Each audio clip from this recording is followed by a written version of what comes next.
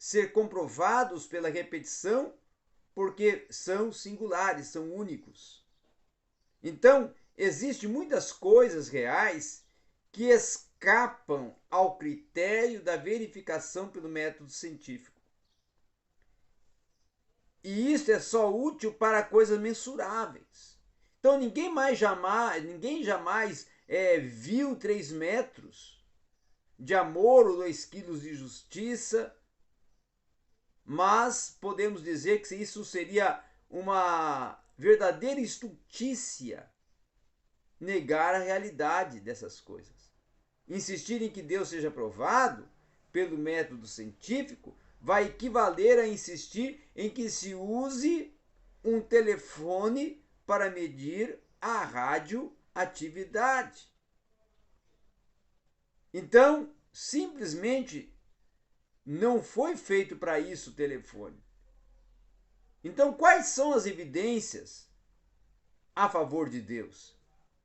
Então, é muito significativo que recentes pesquisas antropológicas elas vão revelar que, entre outros povos primitivos, mais longínquos, mais remotos, hoje em dia há uma crença generalizada em Deus.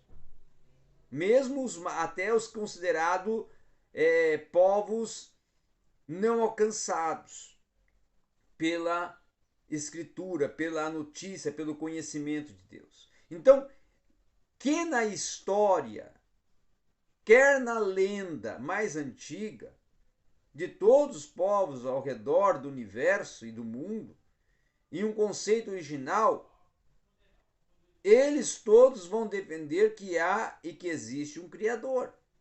Então parece que em suas consequências, mesmo aquelas sociedades que hoje são politeístas, tinham a princípio um Deus supremo. E essa pesquisa nos últimos 50 anos, ela desafia o conceito evolucionista do desenvolvimento da religião, que é uma pregonizadora, tá? Que vai sugerir e pregoniza e defende justamente o conceito de um só Deus. E também, claro, com isso o monoteísmo. Então, é o ápice de um desenvolvimento gradual que começa a brotar com os conceitos politeístas e se está cada vez mais claro que as tradições mais antigas, por toda parte, surgem de um único Deus Supremo. Então, para os nossos objetivos atuais, para os nossos contextos atuais, não é? Nós podemos dizer, contudo, a lei da causa e efeito, que nenhum efeito se pode produzir sem uma causa. Nós, como seres humanos, e o próprio contexto do universo, a própria essa constelação do universo, são efeitos que devem ter tido uma causa. Então chegamos finalmente a uma causa não causada. Qual é a causa não causada? Deus. O grande filósofo Bertrand Russell, em seu livro I Am Not a Christian, ou Por que Não Sou Cristão, ele faz uma espantosa afirmação. Mesmo ele, como defendendo o seu ateísmo, ele faz uma espantosa afirmação quando ele diz que quando ele era criança, Deus lhe era apresentado como uma resposta a muitas questões que ele levantava acerca da existência. E em desespero, ele perguntou: bem, e quem criou Deus? Ele perguntou: bem, então quem criou Deus? Foi a grande pergunta, o grande questionamento de Bertrand Russell. Quando não apareceu a resposta humana, de nenhuma das partes, então ele disse: toda a minha fé desabou. Mas mais tarde ele vai concluir: mas que tolo! Por definição, Deus é eterno e incriado. Fosse Deus um ser criado, não seria e não poderia ser Deus. Então, o próprio cético e ateísta Bertrand Russell dá essa declaração. Então, um desenvolvimento subsequente desta linha de pensamento se relaciona com a ordem e o propósito do universo, que são claramente perceptíveis. E ninguém imaginaria que um relógio possa vir a existir sem um projetista inteligente. Então, quão mais inacreditável é pensar que o universo, em sua dimensão e complexidade, venha e possa ter acontecido por um acaso, ter surgido por um acaso. Então, o corpo humano, por exemplo, é um organismo, reconhecidamente, de uma forma assombrosa e complexa, uma permanente maravilha. Por quê? Organização, propósito e eficiência. E se insere dentro da criação e da criatividade e da formação do ser humano. Então, tão impressionado com isso, também podemos dizer que ficou Albert Einstein. Einstein chegou a dizer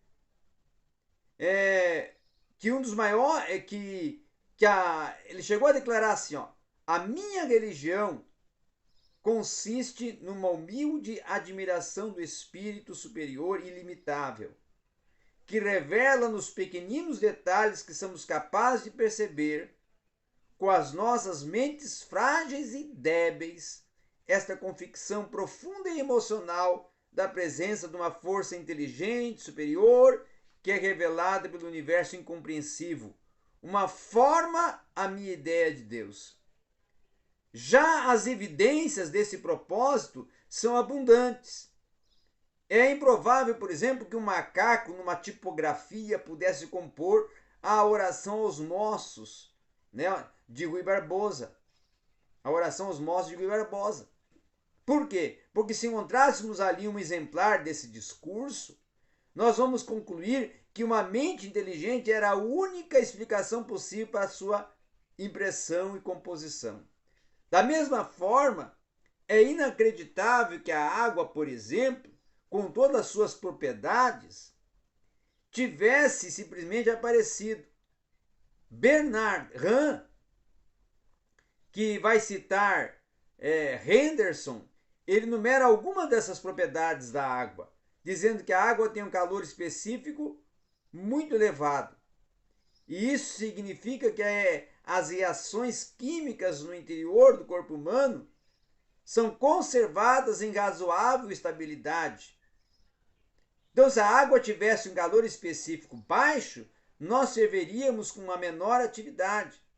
Se elevarmos 10 graus centígrados a temperatura de uma solução e acelerássemos ao dobro a sua reação, sem essa propriedade peculiar da água, a vida seria bem pouco possível.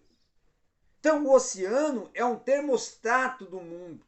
É necessário uma grande perda de calor para a água passar do líquido ao gelo. Para a água tornar-se vapor, exige uma considerável absorção de energia. Daí que o mar é uma almofada contra o calor do sol, do sopro gélido do inverno. Não fossem as temperaturas da superfície da Terra, moduladas pelo oceano e conservadas dentro de certos limites, os seres vivos seriam cozidos ou congelados até a morte. A água é o solvente universal, porque ela dissolve ácidos, bases e sais. Quimicamente, ela é relativamente inerte, provendo um medo e até um meio para reações sem participar delas. Então, na corrente sanguínea, por exemplo, ela sustenta a água em solução um mínimo de 64 substâncias. Talvez, se nós conhecêssemos a quantidade real dessas substâncias, o número seria surpreendente. Então, qualquer outro solvente formaria uma verdadeira lama sem as propriedades peculiares da água. A vida, tal como a conhecemos, seria até impossível, inconcebível. Albert Handley Short, ele vai dizer que, e acerca da água, ele vai fazer uma observação dizendo que a água se constitui mais da metade do peso corporal da maioria dos animais e das plantas. Não se decompõe prontamente, dissolve muitas substâncias e faz as substâncias secas aderirem e tornarem-se flexíveis. Com sais em solução, ela conduz até a eletricidade, isto é, uma propriedade muito importante no corpo animal. Por quê? Porque através dessa eletricidade, dessa propriedade que a água possui na sua essência, ela concede fluidos que alcançam maior densidade quando são esfriados, não ao ponto de congelamento, mas ao ponto de chegar a 4 graus centígrados, com duas importantes consequências. Então, ou seja, uma é que os lagos e as piscinas congelam na superfície e não no fundo, ou não lá da parte fundo, da raiz, do fundo para cima. Só congelam na superfície. Assim, a vida dos peixes tem uma oportunidade, por exemplo, de resistir a um inverno muito rigoroso. Uma outra consequência é que, pela sua expansão, ao congelar-se, a água arrebenta as rochas e também os nossos encanamentos, não é? Domésticos. Ela arrasa para formar o solo e cria, com isso, despenhadeiros, vales, arrasa até algumas vegetações. Mas a água possui o mais alto calor de evaporação entre todas as outras substâncias. Isto, com outras propriedades especiais que ela possui, ela reduz a elevação de temperatura quando uma superfície de água é aquecida pelos raios do sol. A própria Terra, ela evidencia de propósito que é impossível a existência de uma atmosfera se ela se tornar muito maior a atmosfera do que o hidrogênio puro. Então a sua distância de Sol, a distância, por exemplo, de Júpiter e Saturno do Sol é correta. Até uma pequena mudança a tornaria excessivamente quente ou fria. Então a nossa Lua provavelmente ela é responsável pelos continentes e as depressões oceânicas, e ela é singular em nosso sistema solar, e ela vai parecer muitas vezes até originada de uma maneira totalmente diferente das outras luas, relativamente bem menores à inclinação do eixo da Terra, que assegura a existência das estações e assim por diante. Então, Dennett declara que o cálculo da probabilidade para a formação de uma molécula de proteína típica composta por 3.000 átomos, ela dá ordem de um para o outro. E a sua ordem se torna, muitas vezes, praticamente nula. Mesmo que os elementos fossem agitados a uma velocidade de vibração da luz, levariam mais de 10 bilhões e 234 milhões de anos para conseguir a molécula de uma proteína necessária para a vida. E a vida na Terra, dessa forma, estaria limitada a cerca de 2 bilhões de anos. Então há que se acrescentar que, ao propósito do universo, a implicação da segunda lei da termodinâmica, também chamada a lei da entropia, que Bernard Rand vai explicar como a lei que afirma que pode ser ilustrado por meio de um saco plástico contendo margarina branca, uma pequena cápsula cheia de corante amarelo. Quando se rompe a cápsula, à medida que se bate o saco, o corante se espalha completamente por toda a massa de margarina branca. Então, ele está explicando ali que se o saco plástico for esmagado indefinidamente, a distribuição do corante prosseguirá até que ele esteja perfeitamente espalhado através da massa toda. Então não importa quanto tempo continuaremos batendo o saco e jamais poderemos reverter o processo e colocar o corante de volta dentro da cápsula. Então há algumas partes do universo que são muito mais quentes do que outras. Então essa distribuição do calor é sempre para baixo das regiões mais quentes para as mais frias. Então, à medida que o calor